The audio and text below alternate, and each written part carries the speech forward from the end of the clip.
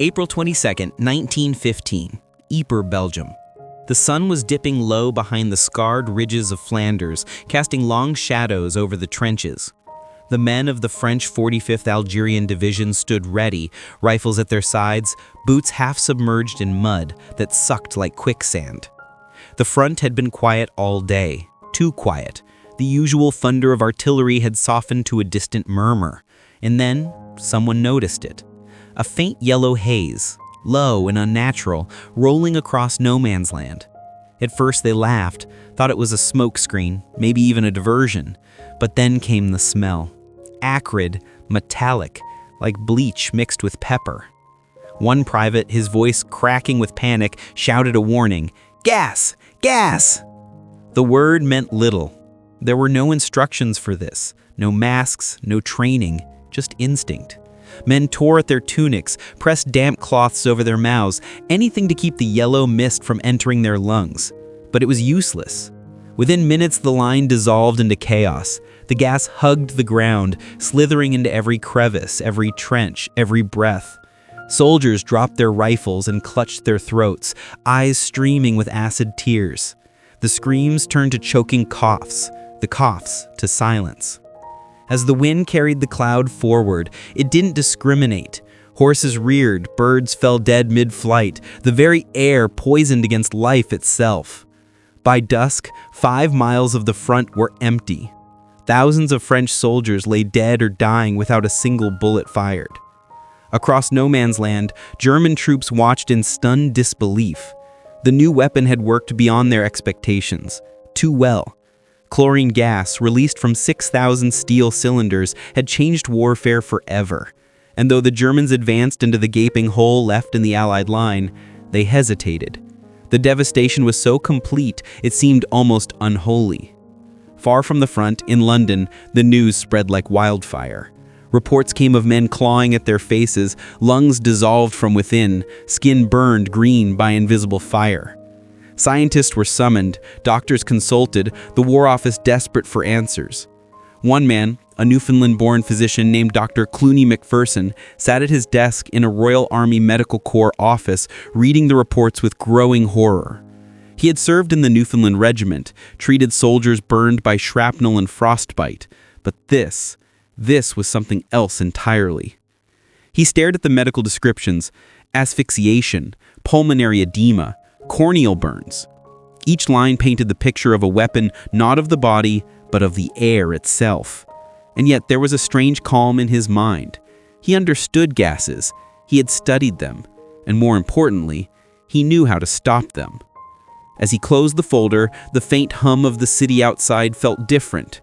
The air was no longer just air, it was a battlefield, and the war had just entered a new, invisible phase. That night, McPherson began to sketch. Sheets of paper covered his desk, rough outlines of helmets, cloth seals, filter chambers. The designs looked crude, almost childish, gauze pads, layers of cotton soaked in chemicals. But within those drawings lay the seed of an idea that would soon save millions. He didn't know it yet, but his unnecessary mask, as many officers would first call it, was about to change everything. The race against poison had begun. May 1915, London, England. The laboratory smelled of bleach, oil, and desperation. Dr. Clooney McPherson leaned over a cluttered table at the Royal Army Medical College, his sleeves rolled past the elbow, his spectacles fogged from the steam of a boiling flask.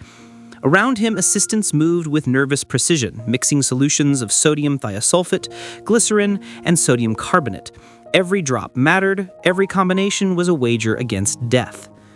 McPherson wasn't a military scientist by training. He was a physician, a man used to healing the body, not outsmarting the chemistry of war. But the Ypres reports haunted him. The image of soldiers drowning on dry land refused to leave his mind. "If the gas attacks the lungs," he muttered, "then we must keep the gas from the lungs. Simple in theory, impossibly complex in practice." At first, the British Army's official response had been laughably crude. Soldiers were told to hold urine-soaked rags over their mouths. The ammonia neutralized chlorine, barely. Others tried handkerchiefs dipped in bicarbonate or vinegar. It was little more than a gesture of hope against an invisible executioner. McPherson's first design looked equally primitive, a cotton pad tied across the mouth and nose with string, soaked in neutralizing chemicals. It worked for a few minutes, long enough to flee a gas cloud, not to fight in one. He needed something better, something soldiers could wear, move in, breathe through. He stared at a rubberized fabric helmet used for firemen, thick enough to block fumes, flexible enough to wear over the head. "There," he whispered. "We don't need to stop the gas, we need to filter it." Within days, he had repurposed the concept into what he called the smoke helmet. It covered the entire head, sealed at the neck, with 2 small glass eyepieces and a chemically treated fabric mouthpiece. Inside, layers of cotton were soaked in sodium hyposulfate, sodium carbonate, and glycerin, a concoction designed to neutralize chlorine on contact. The first tests were grimly theatrical. McPherson stood in a sealed chamber as chlorine gas hissed through the vents. He placed the rough hood over his head, adjusted the eyepieces, and waited. Outside, an assistant watched in horror as the green cloud filled the room. Minutes passed, then 5, then 10. McPherson emerged, eyes red, lungs burning, but alive. "It works," he rasped. "Not perfectly, but it works." News of his success spread quickly through the War Office. Some officials mocked the design. "A pillowcase for cowards," one colonel sneered, but others saw promise. Within weeks, the British Army approved the prototype for field trials. Thousands were produced by hand in London workshops. Nurses sewing seams, chemists mixing filter solutions, even schoolchildren cutting cloth. By late June, the first batch of McPherson's smoke helmets was on their way to France. Soldiers greeted them with suspicion. The helmets looked absurd, claustrophobic, like something out of a nightmare. But when the next German gas attack came, skepticism vanished. At dawn on July 30th, near Hooge, another yellow-green cloud rolled across no man's land. The men of the 2nd Battalion Royal Dublin Fusiliers pulled the strange hoods over their heads. The gas hit like a storm, and this time they stood their ground. The smoke helmet wasn't perfect. It leaked under pressure, fogged easily, and the glass eyepieces cracked in the heat, but it gave the soldiers something they had not had since Ypres. Time. Time to breathe. Time to fight back. For McPherson, it was validation, and a grim one. Every improvement meant a new chemical horror awaited. Rumors spread that Germany was developing deadlier agents, colorless and heavier, designed to burn not just lungs, but flesh itself. As he refined his design, adding exhale valves, better seals, improved filters, he knew what was coming. The war was learning faster than science could heal. And in 1917, when a new oily mist began to appear over the battlefields of Flanders, McPherson's invention would face its ultimate test. It was called mustard gas, and no mask yet made could stop it completely. July 12, 1917. Near Ypres, Belgium, the Third Battle of Ypres, later called Passchendaele, it began, as it often did, with a strange smell, not the sharp tang of chlorine or the metallic sting of phosgene, but something oily, almost sweet, like garlic and rubber burning in the same breath. At first, the British troops in the forward trenches didn't notice anything unusual. The shelling had been constant for days, the air already thick with cordite and decay. Then the first shells landed. No explosion, just a dull thump and a hiss. Dozens, then hundreds. Men ducked instinctively expecting shrapnel, but none came. Instead, yellowish smoke drifted from the shell craters, heavy and slow, sinking into the mud like a living thing. The soldiers recognized the signs too late. Some had begun to laugh. More gas, eh? The doc's hoods'll sort. But within minutes, the laughter stopped. The smoke clung to their boots, their hands, their rifles. Then came the burning. Wherever it touched, skin, eyes, lungs, it seared. The gas soaked through fabric, through leather, even through rubberized masks. Within hours, men's faces swelled grotesquely, blisters ballooning across their cheeks and arms. Eyes fused shut. Voices rasped into silence as throats blistered from the inside out. Mustard gas didn't kill quickly, it tortured. When the medical orderlies arrived, the scene was beyond anything they had trained for. Stretcher bearers slipped in the mud, their hands eaten raw by invisible acid. "Don't touch me," one soldier screamed, clawing at his uniform as if it were alive. The gas had turned his tunic into poison cloth. Back in London, when word reached Dr. Clooney McPherson, he felt the same cold dread he had known after Ypres. The Germans had found a new devil, sulfur mustard. Its properties were horrific, persistent, sticky, and able to linger for days in craters and trenches. Even touching contaminated soil could cause burns. No mask in existence could fully stop it, because it didn't just attack the lungs, it attacked the skin. McPherson threw himself back into the lab. His notebooks from that summer read like battle diaries.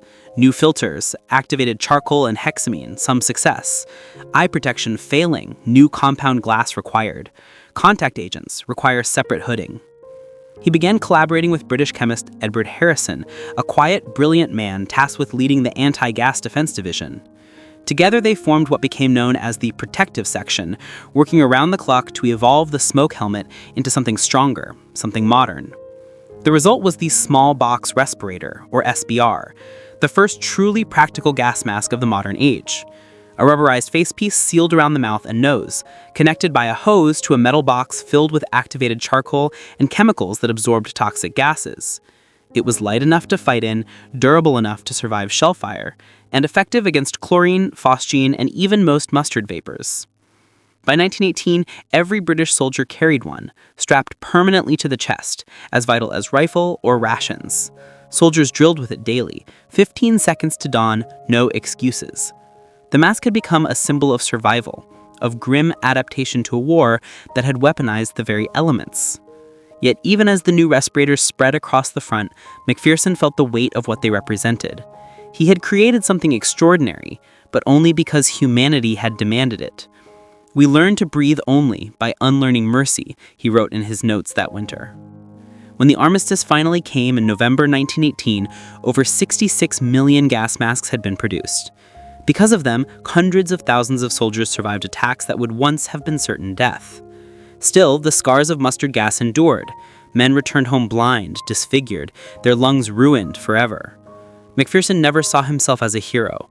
In his mind, he had done what any physician would do, find a way to protect life in the midst of madness.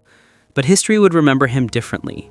He was the man who fought poison with science, the doctor who made air safe again, even when the world itself had turned against breathing. And though future wars would bring new horrors from sarin to VX, every gas mask worn since has carried his legacy. One man's unnecessary invention that saved millions.